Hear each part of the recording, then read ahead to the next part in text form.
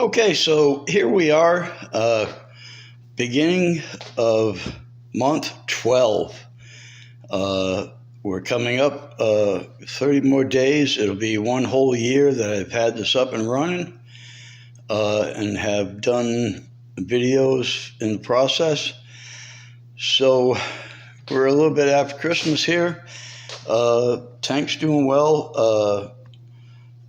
I did a water change a couple days back, and everybody seems to love it except for the Ghani. Wants to stay inside itself. I don't know, it's hard to see it with this, but and a couple of good things. I got a couple of nice presents, so I'm looking forward to using these guys. Calcium checker and a phosphate checker. I've heard a lot of good things about these Hanna products. I'm actually might go ahead and invest in one more kit, be a nitrate kit, and then just use the regular test kit ones I got for my ammonia, alkalinity, etc. So we'll be doing a little bit of checking out what these Hanna things are all about, see how good they are, see how accurate, see how my tank's responding, reading these, and I'm looking forward to it.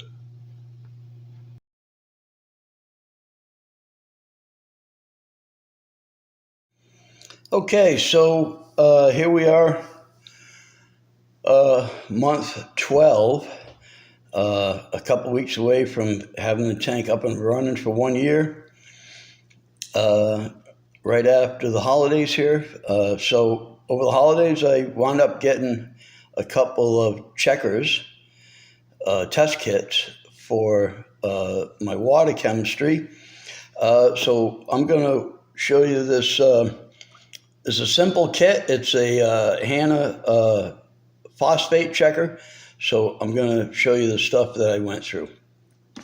So it came with this kit, and it had this little plastic cover thing there. I just busted it off because it's kind of useless. So it's a simple test. What we're going to do is we're going to fill up a vial of tank water, and then we put it in the checker, and it creates a baseline, and then we'll take the tube or a cuvette or whatever you want to call it, take that back out, add the reagent powder, shake it up for a couple minutes, put it back in the reader, press a button, and it should give us a fairly accurate testing of our phosphate level in our fish tank. So one thing with these kits that I want to show that they usually don't tell you is when you go to put the battery into the bottom of the device, on one side in the bottom, it's connected to some pins, kind of like the same type where your car fuse or something is. So one side, you're going to see what pops up is going to be the side where the battery is. The other side, and it's usually on the right side, the right-hand side of the checkers, is where the pin is. So as you can see, I've already got my battery in it and all that, but that's where, when you line up, make sure your pins are in there. It's not going to work for you at all, okay? So you want to drop it in kind of straight, and then push down, and then put your screw back in, okay?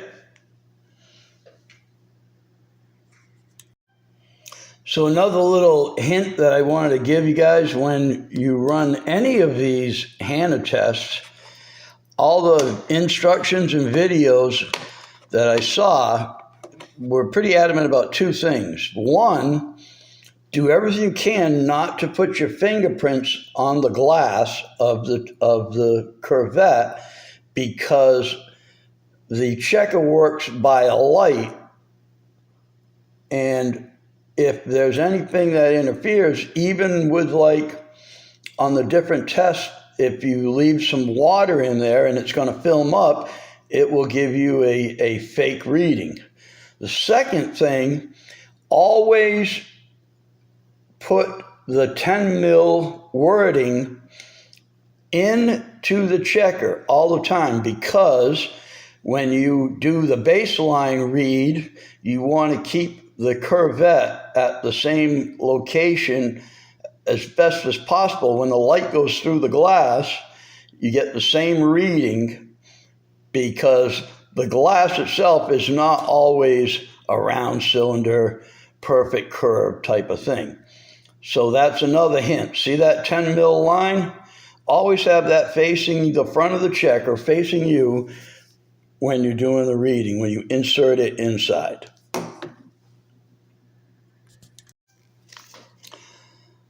So another hint for you when you use the reagents, there's some tests that reagents are liquid and powder, some are liquid, some are just powder. This phosphate level test is just powder, and Hannah shows you where to cut the package. So when you get them, it comes in a big strip. Take them all apart if you want, or whatever, take one at a time, doesn't matter. But the basis idea is you want to make a little pouch by cutting just these corners. And we'll show you how that goes when I do the phosphate test. Okay, first part of doing this test is we're going to zero out the unit in accordance with my sample water. So not touching the glass, right? You want to get that 10 mil in there.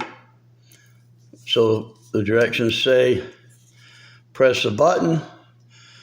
I should see C1, put the tube in, press C2, and that's supposed to zero out the unit. So let's see what happens. C1, just like I said, right? 10 mil in front of me. I'm going to insert it, close it, press the button.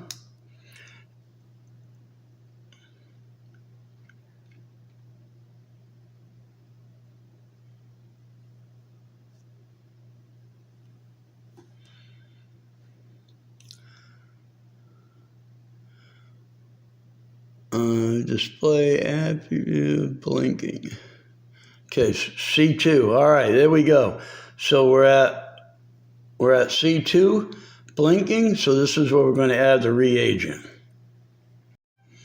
So what Hannah wants you to do is, see, there's the phosphorus reagent, right? Just a little bit of powder. And you make a little pouch. And that's how they want you to do it, okay? So I'm going to add this to the vial and then shake it for 2 minutes and then put it back in the meter, and we'll go from there. Okay, so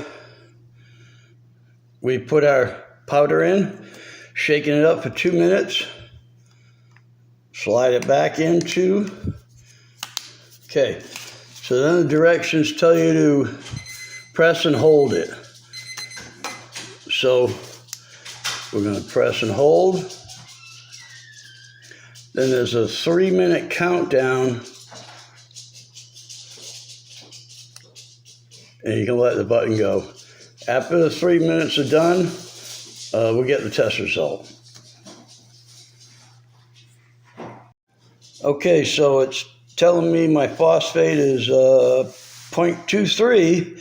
And we're going to go compare that to a water test I'm going to get done today.